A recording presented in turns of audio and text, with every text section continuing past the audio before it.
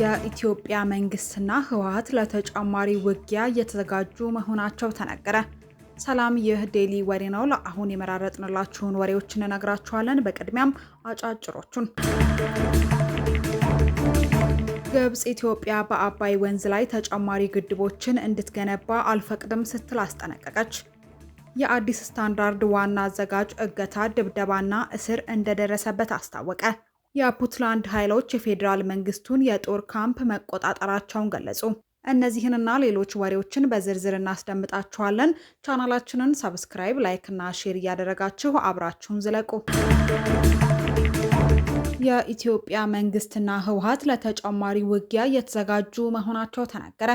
የኢትዮጵያ መንግስት ጦርና ህዝባዊ ወያኔ ሓርነት ትግራይ ታጣቂዎች ለተጨማሪ ውጊያ የሚያደርጉት ዝግጅት መቀጠሉን የተለያዩ ወገኖች አስታውቀዋል። የአውሮፓ የሰላም ተቋም መገናኛ ዘዴዎችና ሌሎች ምንጮችን ጠቅሶ እንደዘገበው የመቀሌና የአዲስ አበባ ግንኙነት ይበልጥ እየተበላሸ ነው። ሁለቱ ወገኖች የሚያደርጉት የጦር ኃይል ንቅናቄም ሌላ ጦርነት ሊጭር ይችላል የሚለውን ስጋት አኑሮታል። ሁለቱም ወገኖች ልዩነታቸውን ሰላማዊ፣ ሁሉን አካታችና ገንቢ በሆነ ውይይት እንዲፈቱም ተቋሙ ጠይቋል። የአይን ምስክሮች በበኩላቸው የትግራይ ኃይል የሚባለው የታጣቂ ስብስብ በርካታ ተዋጊዎች ወደ ምዕራብ ትግራይ እያዘመተ ነው እንደሚሉት የትግራይ ተዋጊዎች ትግራይ ክልልን ከአፋርና ከአማራ ክልሎች ጋር በሚያዋስነው ድንበር አካባቢ ምሽግ እየቆፈሩ መሆናቸውን የአይን ምስክሮች አስታውቀዋል። የኢትዮጵያ መከላከያ ጦር በአንጻሩ አማራና አፋር ክልሎች ከፍተኛ የወታደራዊ ንቅናቄ እያደረገ መሆኑን የአይን ምስክሮች ተናግረዋል።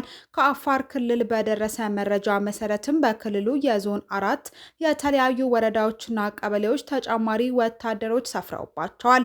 ነዋሪዎቹ በስም በዝርዝር በጠቀሷቸው ወረዳዎችና ቀበሌዎች ወታደሮችን ከቦታ ወደ ቦታ ማንቀሳቀሱና ተጨማሪ ኃይል ማስፈሩ እስከ ትላንት ማታ ድረስ ቀጥሎ ነበር ተብሏል። ግብጽ ኢትዮጵያ በአባይ ወንዝ ላይ ተጨማሪ ግድቦችን እንድትገነባ አልፈቅድም ስትል አስጠነቀቀች።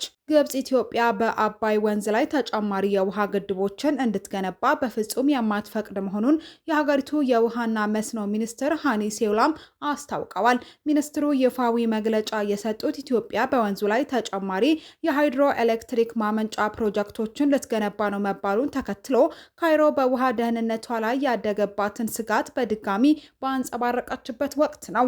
ሚኒስትሩ ሃኒ በሰጡት ጋዜጣዊ መግለጫ ኢትዮጵያ ታላቁ የኢትዮጵያ ህዳሴ ግድብን ጨምሮ በአጠቃላይ 4 ግድቦችን በወንዙ ላይ ለመገንባት ያወጣችውን እቅድ አዲስ አለመሆኑንና ግብጽ ቀድሞውኑ የምታውቀው ጉዳይ መሆኑን ገልጸዋል።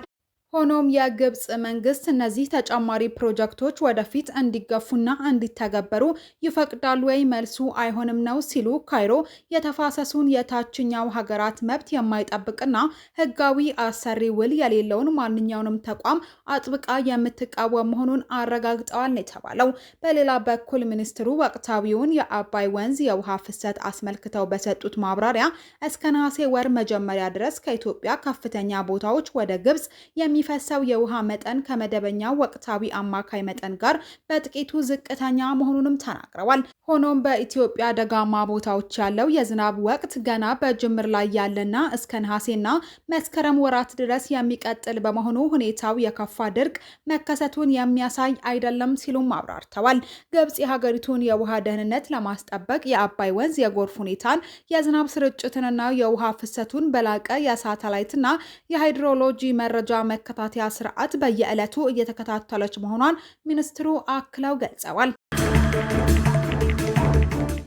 የአዲስ ስታንዳርድ ዋና አዘጋጅ እገታ፣ ድብደባና እስር እንደደረሰበት አስታወቀ።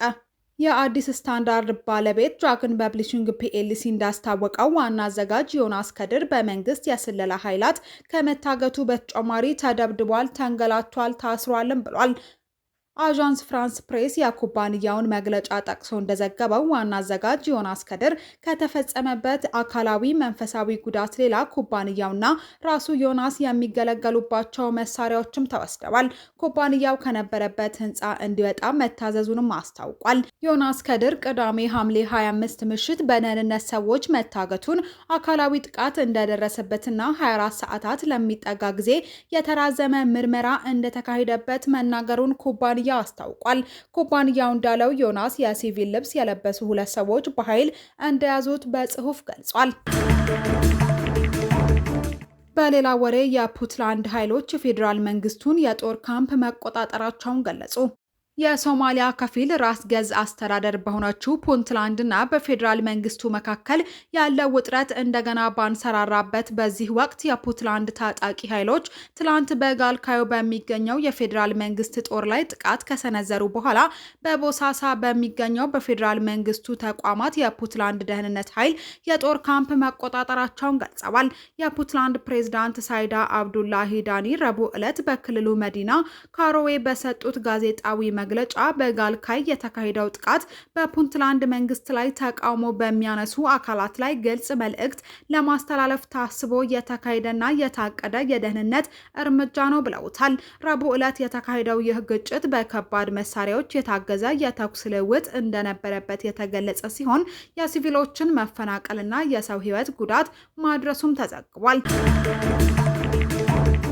በመጨረሻም በደቡብ ሊባኖስ አንድ የሊባኖስ ዜጋና 2 የእስራኤል ወታደሮች መገደላቸው ተነገረ። ግጭቱ የተከሰተው ቤሩት የእስራኤል ጦር እንዲወጣ ግፊት እያደረገች በምትገኝበትና በሁለቱ ወገኖች መካከል ድርድር እየተካሄደ ባለበት ወቅት ነው።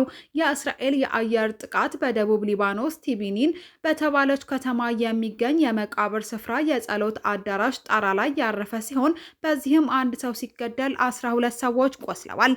በሌላ በኩል ማጅዳል ዞን በተባለች መንደር ውስጥ ወጥመድ በተጠመደበት ህንፃ ላይ በደረሰ የፈንጅ ፍንዳታ 2 የእስራኤል ተጠባባቂ ወታደሮች ተገለዋል፣ ሌሎችም ቆስለዋል። እስራኤል ጥቃቱን የሂዝቦላህ የተኩስ አቁም ጥሰት በማለት ያገለጸችው ሲሆን በአካባቢው ላይ ተጨማሪ የአየር ጥቃቶችንም ፈጽማለች።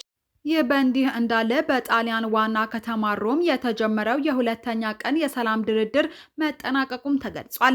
ንግግሩ የአሜሪካ አወያይነት በደረሰበት ማዕቀፍ ላይ የተመሰረተ ሲሆን ይህም የሂዝቦላን ትጥቅ መፍታት፣ የእስራኤልን ጦር መውጣትና የሊባኖስን መደበኛ ጦር በደቡብ አካባቢዎች እንዲሰማሩ የሚያዝ ነው።